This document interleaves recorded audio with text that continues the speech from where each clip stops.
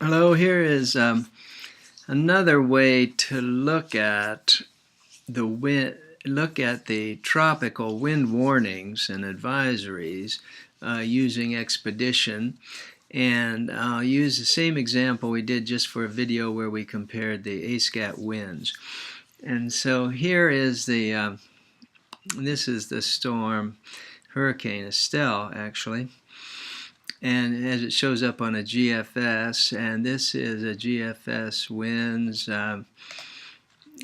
back here, H0, 12Z winds, July 17th today. And so we want to look at this storm, and before had different ways to draw this, but here's another way to look at it, and we want to emphasize what the National Weather Service National Hurricane Center calls the 34-knot rule, meaning if you stay out of the zone, they recommend avoiding the wind range where the wind speed is 34 knots.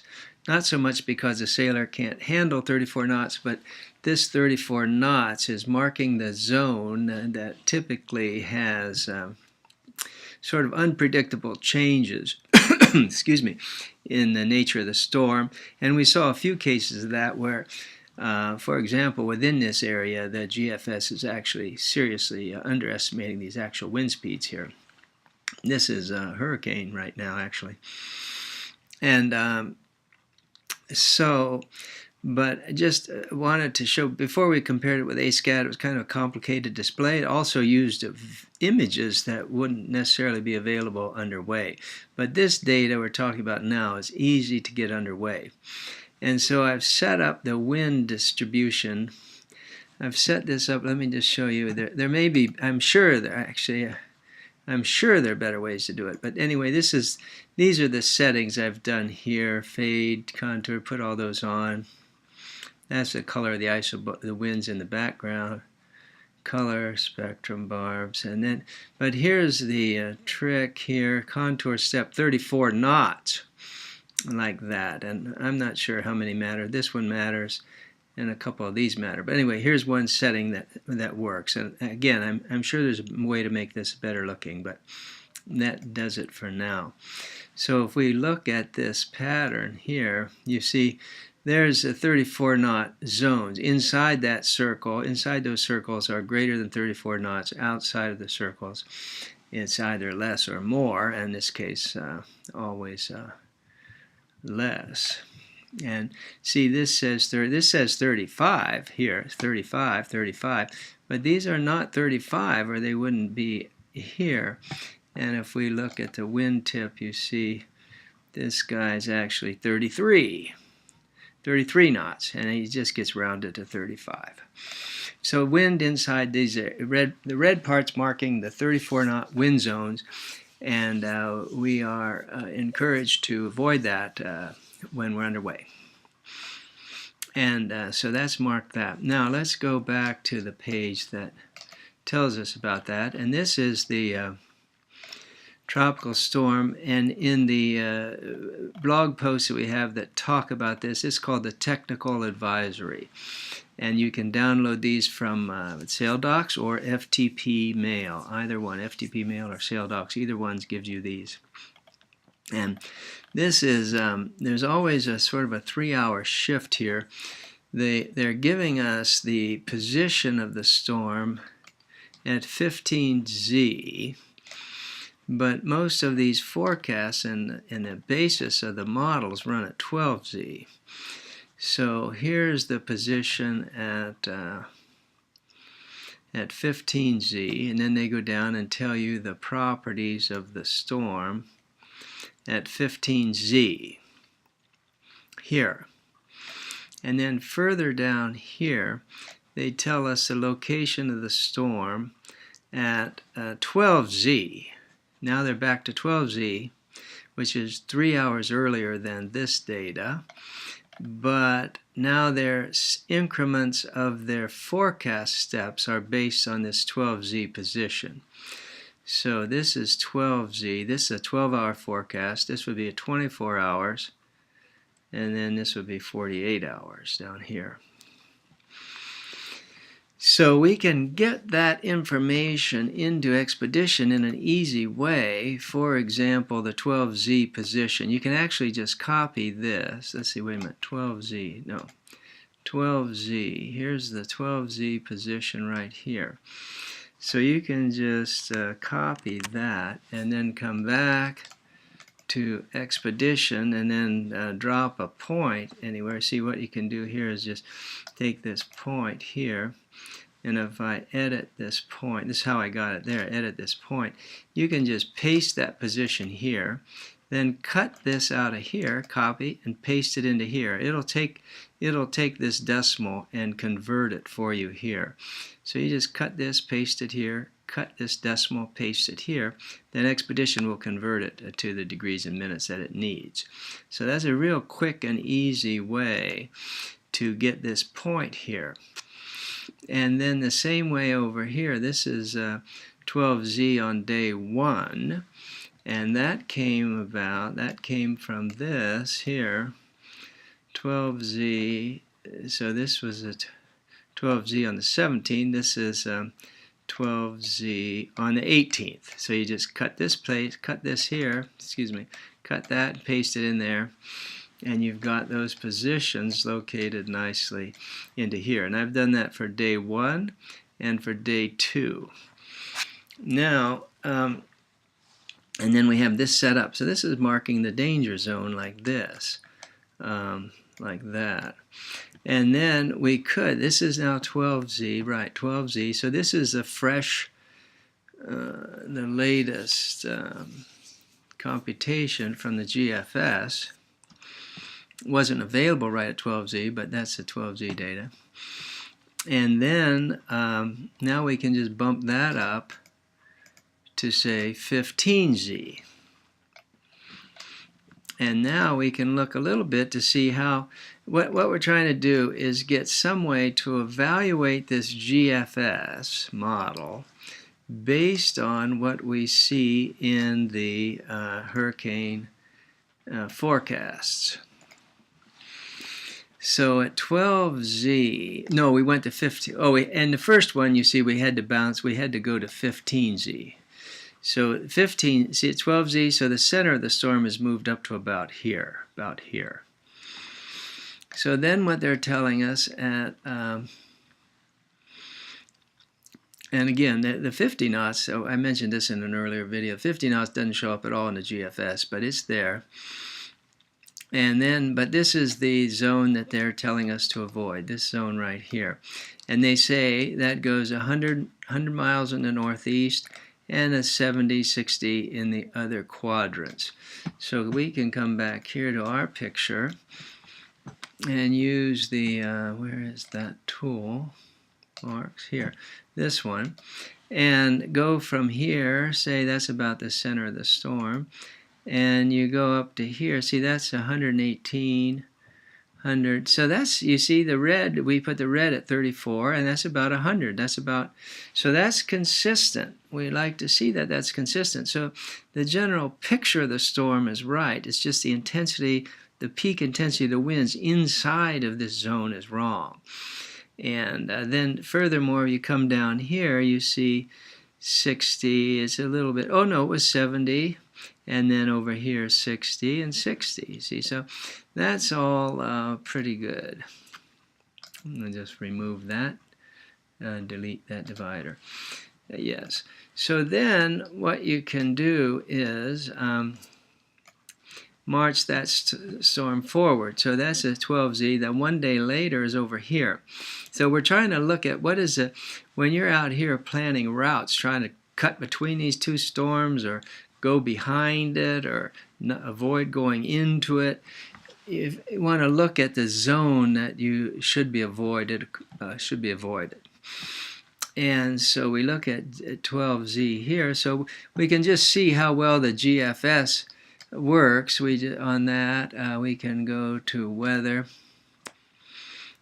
and then just bump this forward. There's 12Z on the 18th. So look at that. The this is a National Hurricane Center said where it's going to be.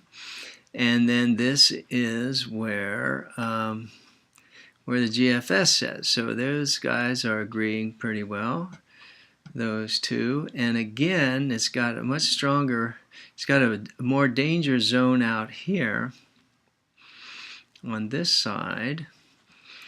And if we go back to the picture here for day, where are we, 18Z, 12 o'clock on 18. So the 34, now look, see, here's hurricanes inside there. We're still not seeing any, you know, unfortunately, there's no forecast for hurricanes here in the GFS. That's that we just have to be aware of, that that's not going to give us that information very well. But we're taking a broader picture now of how to stay away from the whole system based on their recommendation. We're not worried about the fact that we don't know. They don't care. They got 50, 55, 55, and so forth. But no, but the actual winds are 65 gusting to 80 on that day. So on we want here 70 gusting to 85 on that day, which we don't see in the GFS at all. But here's now the 34, 18 on the 18th at 12Z. So here it's saying 120 miles to the northeast, and then 90 to the southeast, and 60 to the southwest. So that's, again, pretty close. You see 120, 90, and then 60 down this way. So that's telling us about that zone. But then that's just the avoiding the 34 knot rule.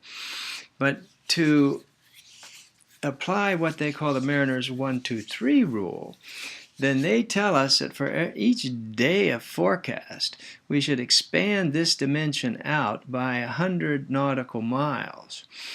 Now, there's arguments that that they know these storms better now, and it could be 60 miles or it could be 100 miles, but at least it's 60 miles. And you know, in the books, if you read the books right now, it says 100 miles.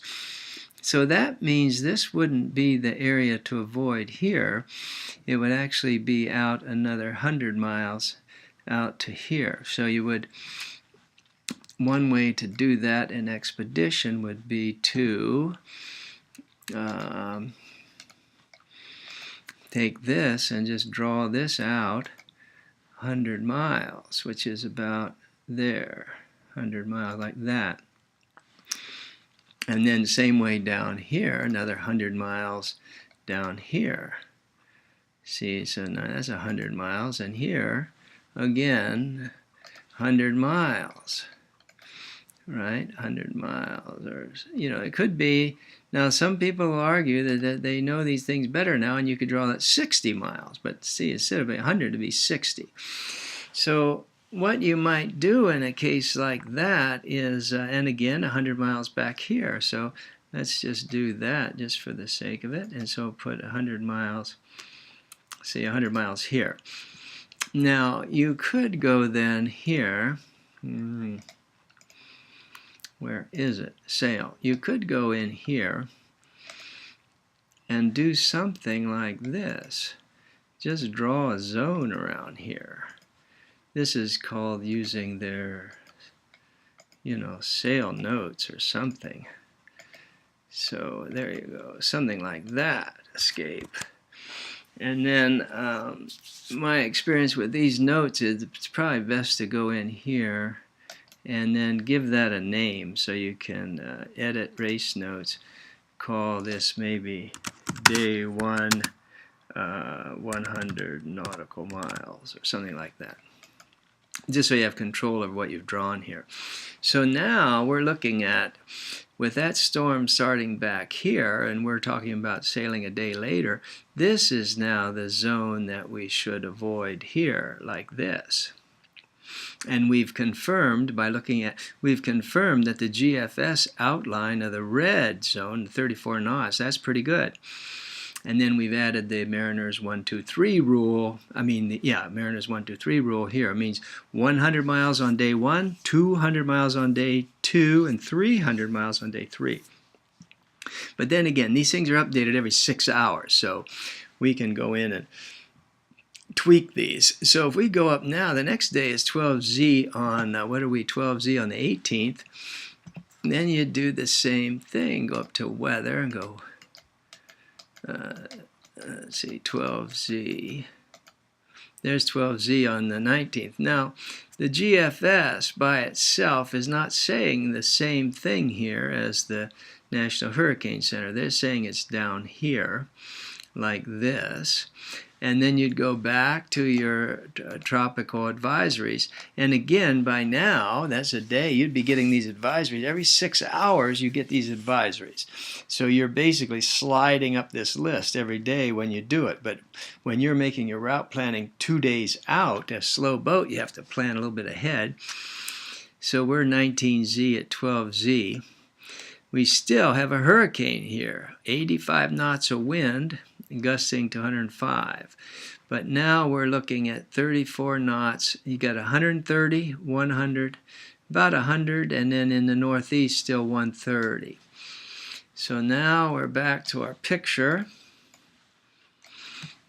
And from this area here, you would take your, there's various ways to do it, and different programs would do it differently. And there may, in fact, be a much easier way to do it in Expedition I'm just not familiar with. And then you go to here, no, where is it? Marks here. And now from here, you got to take this position here, and the 30, oh, actually, we didn't check to see what it was saying. Oh, it said 130. So let's just go from here, roughly in the middle. And you see 130. That's still pretty good. So even though the GFS is missing the fact that this is not 50 or 55 knots, it's actually 85 knots, it's still telling us this danger zone pretty well. So we can still use this guy. This down here looks like it's about 70, 60, 70, something like that. And they're saying 80. Okay, so that's 73. So there's our zone. But this is day 2 now. So you see day 2. Let me delete that divider. Okay, yes.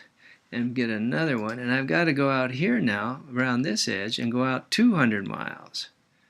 200, or you could say 200, or maybe you're going to say 120. But some number out here about like that, right? That's the distance you want, and same way that distance over here. So it's sort of like that distance. And again, you can go back here to your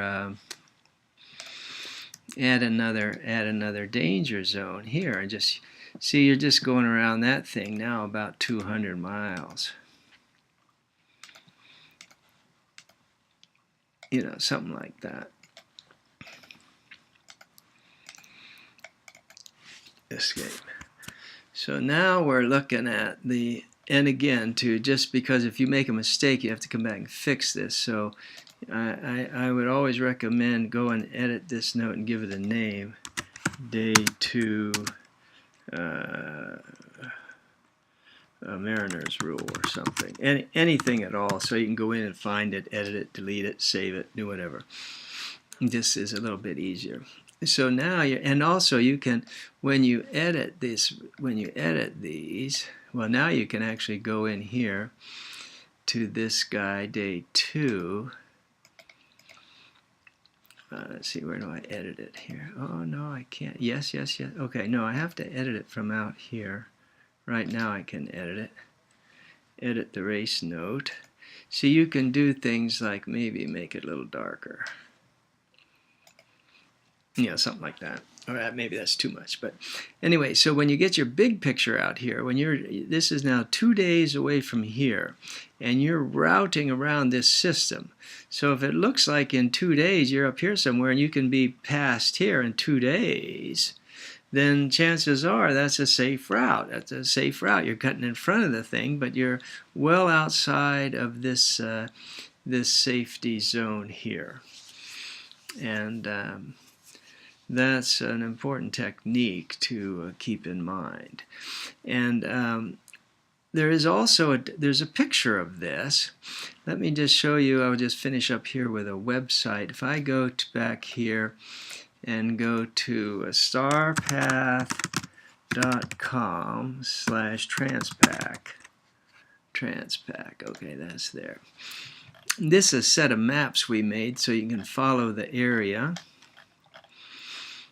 And it's basically, you see, this is what we've plotted. This is the, they call it the tropical warning map, and you can get those from SailDocs or from FTP Mail right from the National Weather Service. But that's what this map is. And what we've done with Expedition then is just sort of laid this thing out. And I don't know what these times are, particularly on this one, what these days are, but I think these might be every 6 hours. So that's almost what we did right there. So that's what they mean by this picture, and that's how you can make it, make it from Expedition to plan routes, if a safe route this way. If you have to go by it or you're coming this way or something like that. In principle, you're safe when you stay outside of those zones. All right, that's that discussion.